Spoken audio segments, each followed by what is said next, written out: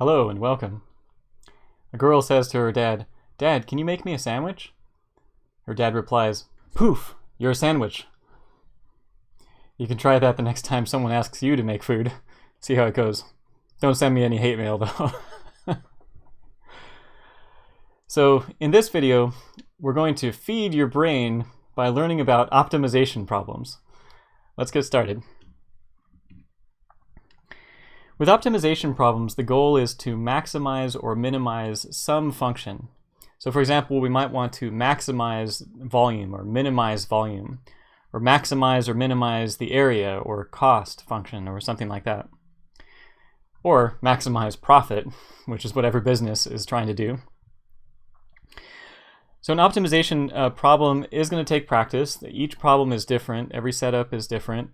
These are like word problems, so you do have to go looking around and trying to figure out how you're going to take those words and convert them into functions and other constraints. But the steps are very similar. So here are the basic steps that you're going to go through. Number one is try to draw a picture. So draw a diagram, maybe put things on a coordinate system if that helps. Number two is create a function that you want to optimize. So usually this will be the part that's in the question. It's like at the very end of the question. What is the radius going to be that minimizes the surface area, for example, of a cylinder? So that in that case, you would create the surface area function for the cylinder.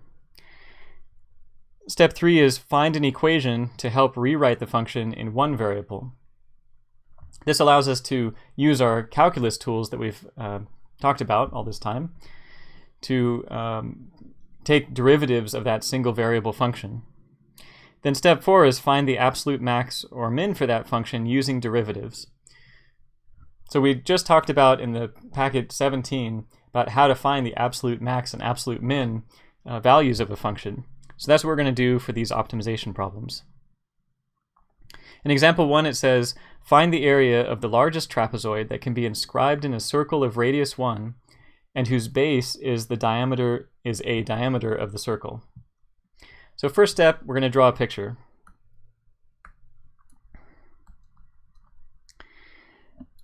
Now, I'm going to put this circle of radius 1 on a coordinate system.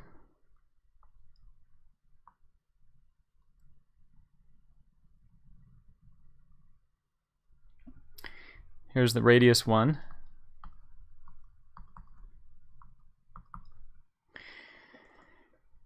And the trapezoid is going to be inscribed in that. Here's what it looks like to have a trapezoid that's inscribed in the circle whose base is the diameter or a diameter of the circle. So that just means that one of the sides of the trapezoid will be going across the circle, something like that. Now if we have another side of the trapezoid that's parallel to it, let's say right here, then we're going to get a trapezoid that looks something like this. Just fill out the rest of the trapezoid. So the inscribed part of it means that the corners of the trapezoid are on the circle. So notice how all four corners are on the circle. Okay, now our goal for step 2 is going to be to create a function that we want to optimize. Well, let's look at the problem again to see what function we're interested in. It says find the area of the largest trapezoid. So what we want is the largest area. We're trying to maximize the area. So right here,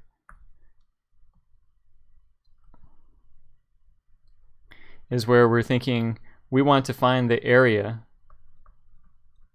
function for our second step.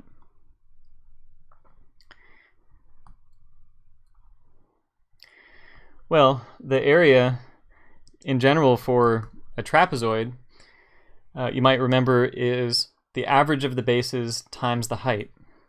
So if you've got a trapezoid that looks something like this, just make a trapezoid with B1 and B2 as the two parallel bases, and then you have a height h. so the height of the trapezoid is h. Then the area is the average of the bases, so that's b1 plus b2 divided by 2, or you can write 1/2 b1 plus b2, and then times the height. Let's look at what our picture is over here. Our trapezoid is in the coordinate system. Now we don't have any variables shown here, but if we're in a coordinate system, it might make sense to make a variable x and y representing a point. And actually, if you notice, if you think about the different kinds of trapezoids that you can make, if we keep the bottom the same, because the base has to go across a diameter of the circle, and it doesn't matter if the diameter goes across along the x-axis or if it's kind of slanted, they're all kind of the same by symmetry. If you put that base in the same in all those different places, you can make other trapezoids that are exactly the same, same area, all the same. So without loss of generality, we're going to put our base that goes across the diameter of the circle at the along the x-axis. And when that's fixed, then the other trapezoids and the trapezoids that you can make really are just determined by this point here. If you move this point lower, you're going to get a shorter trapezoid. If you move this point higher, you're going to get a taller trapezoid. And if you move it all the way up to the top, you actually get a triangle. It kind of degenerates into a triangle. But we're not going to consider that case because we're interested in trapezoids here. But basically, you can move this point from down here all the way up to here, and you're going to get all the possible trapezoids that can be inscribed in this circle with radius 1. Now, if you move the control point down here, then by symmetry, those trapezoids below the x-axis are the same as those trapezoids above the x-axis. But all this is to say that this point here, which we're going to call x comma y, is what controls what trapezoid you're looking at. And each of those trapezoids will have a different area. And here we're looking for the largest trapezoid. So here we have some variables that we can deal with. With these variables, we're going to be able to know what the dimensions of the trapezoid are. So first, let's find the area as a function of both of these variables, so both x and y. Well, if we look at the height of the trapezoid, that is just y, right? If y is the y coordinate of this point, then that y is the height of the trapezoid. That's kind of what y is in that picture. So that's the height. Now in terms of the bases, b1 and b2, well, we know the bottom base is going to be 3, right? 3. Why did I say 3? The bottom base is going to be 2. That's what I get for making these videos at nighttime. The bottom base will be a length 2. Now the top base here, from the center of the top out to this point is a distance of x. So all the way across the trapezoid will be a distance of 2x, right? Twice the distance from the y-axis out to that point, which is x. X is that horizontal distance from the y-axis out to the x value of that point. So twice that will go all the way across the trapezoid. Okay, so now we can fill in b1, which is 2x, b2, which is 2, and h, which is y. So now we have area as a function of these two variables, x and y. But the third step is to find an equation to help us rewrite the function in one variable. So we need an equation that relates these two variables, that relates x and y. And thankfully, there is such an equation, because this point on the trapezoid has to be on the unit circle, has to be on that circle with radius 1. And so it's governed by the equation for that circle with radius 1. Let's write that equation for that circle. It's x squared plus y squared equals 1 squared, or you can just write 1. That's the equation of a circle that's centered at the origin and has radius 1. Now we can solve that equation for either x in terms of y or y in terms of x. Here I'm going to go for solving it for y in terms of x. So subtract the x squared to the right, take the square root on both sides and you get y equals the square root of 1 minus x squared. Now you may wonder, well, why aren't we writing the plus or minus like we usually do? Well, that's because in the picture, we're only considering the control points that are in the first quadrant. We already said that by symmetry, you could have the same trapezoids down here in the fourth quadrant, or even if you move the control point over to here, well then your 2x is actually representing a negative distance, because if x is negative over here, 2x would be negative, and that's not really what we want. So really we can make all the trapezoids possible by just moving the control point along the first quadrant. So there, the y values, so the x values are positive and the y values are also positive in the first quadrant.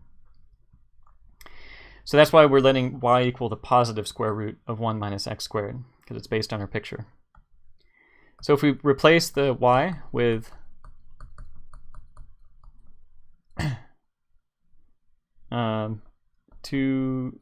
with the square root of 1 minus x squared, then we get area as just a function of x only. So notice that y doesn't appear anymore because we replaced y out with the square root of 1 minus x squared. So this was actually step 3 that we just took. Now one more thing we can do is clean up by distributing the half in.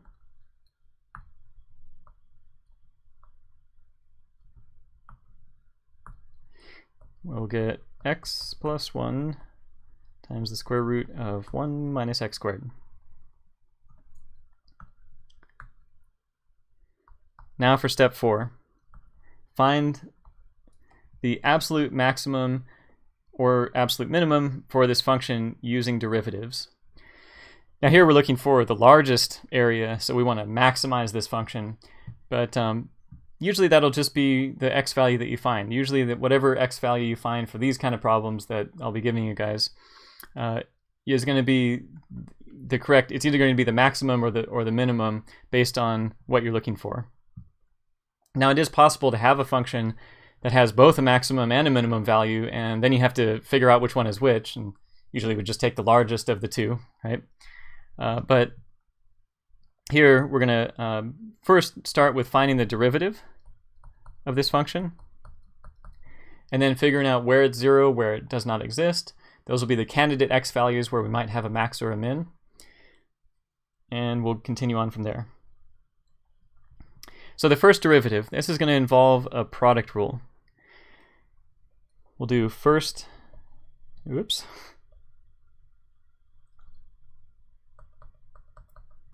times the derivative of the second. Now remember, this is negative. This is 1 minus x squared raised to the half.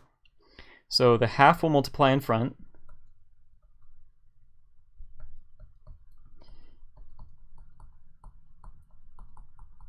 Subtract 1 from the exponent to give you negative a half. Then we have to remember to multiply by the derivative of the inside, which is negative 2x. Then we'll put a plus. We'll take the derivative of the first function, so the derivative of x plus 1, which is 1, times the second function. This is the product rule. So now what we want to do is try to simplify this. One thing to notice is that there's a 2 that can cancel. This 2 and this 2 are gone. Now you still have that negative in front of the x, but at least the 2's are gone. So then we end up with negative x squared minus x. So if we take this negative x and we distribute it to the x to get negative x squared, and distribute it to the 1 to get negative x, that's what we've got. And then the negative exponent, negative a half exponent, brings this down to the bottom as the square root of 1 minus x squared. It's 1 minus x squared to the half on the bottom, which is the square root of 1 minus x squared. And we have plus the square root of 1 minus x squared. Now it's going to be helpful to have this together into a single fraction. So what we can do is take the square root of 1 minus x squared, we can take that, and multiply top and bottom by the LCD of the fractions. So multiply top and bottom by the square root of 1 plus x or minus x squared. So here we're going to get, I'll write it out in a couple of steps.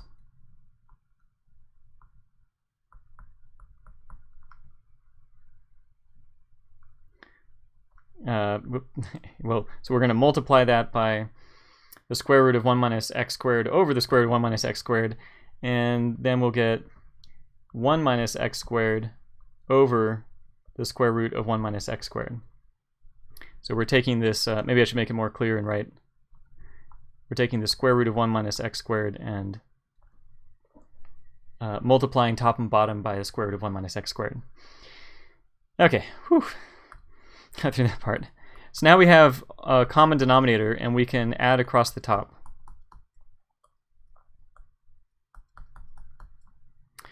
Combine like terms, we've got negative 2x squared minus x plus 1 over the square root of 1 minus x squared. Then we can try to factor the top. Let's take this off to the side.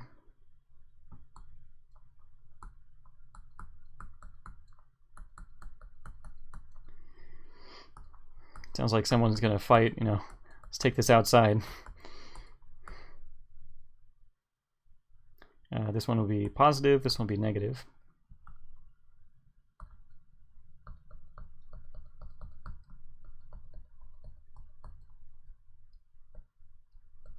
Now we've got a nice factored version.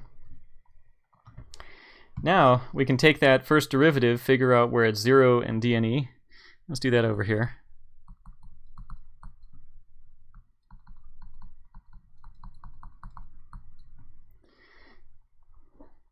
Bah. Clean that up. It's going to be 0 when the top is 0. Yeah.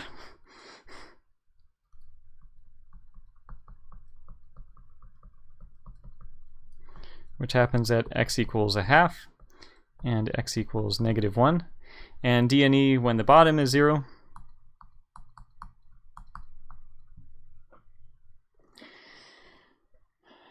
In fact, actually what we can do is say it's d and e when the bottom is 0 or the inside of the radical is less than 0, is negative. So if the inside of the radical is less than or equal to 0, it's going to be does not exist.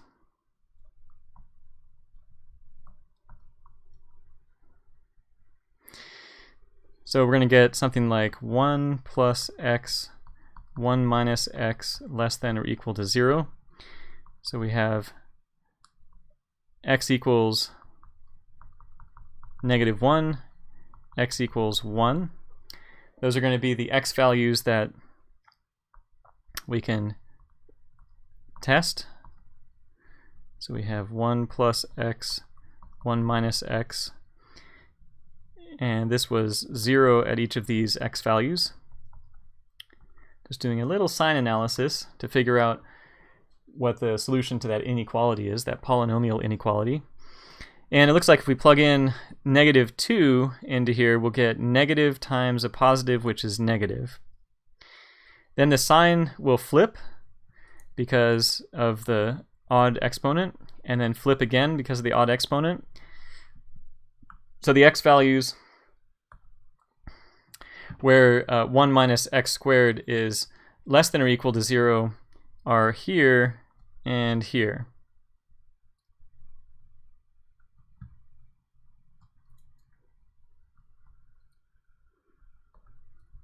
So in other words, x less than or equal to negative 1 or x greater than or equal to 1. Now, having gone through all of that, we're going to have to cross all that out. And the reason is, from our picture, the x values are only going to be between 0 and 1, and we're not going to be including 1 because that would degenerate the trapezoid down into just a line segment, right? If this point moved all the way down to 1, 0, we wouldn't have a trapezoid, we'd just have a line segment. And we're not going to include x equals 0 either because that trapezoid degenerates to a triangle. So all these x values we're not even considering. These are all nonsense. Oops. Let me cross it out with red. Where's that red? There it is.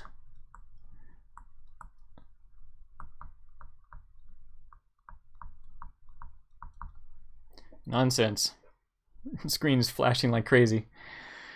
There's x equals -1. Nonsense. The only x value that makes any sense here would be x equals 1/2. That's the only x value from 0 to 1, which are where our x values are living. So we're going to take that x value of 1/2, plug it into, let me show you where we're getting that x value from. So we're going to take this x value of 1/2, plug it into the area function, and that's going to give us the largest possible area. Let's see, where was our area function?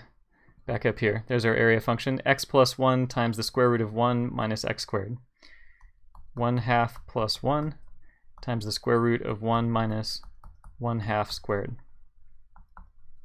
This is 3/2 times the square root of 3/4, which is 3√3/4, because the square root of 4 on the bottom becomes 2. 2 times 2 is 4. So there's the largest area. Now we don't have any units here, so we don't have to write units. But that would be the largest area. And it kind of makes sense from the picture. You know, 1/2, yeah, that's about right. That would produce a pretty large trapezoid. There's a balance between, you know, going too high up, in which case your trapezoids become a little bit too skinny, and then too far down where your trapezoids get to be too short. So there's a nice balance where you have the most area inside the trapezoid. And I guess that happens at x equals 1/2. Yeah, x equals 1/2. Right. And your area is 3√3/4. Thanks for watching this video, and see you in the next one.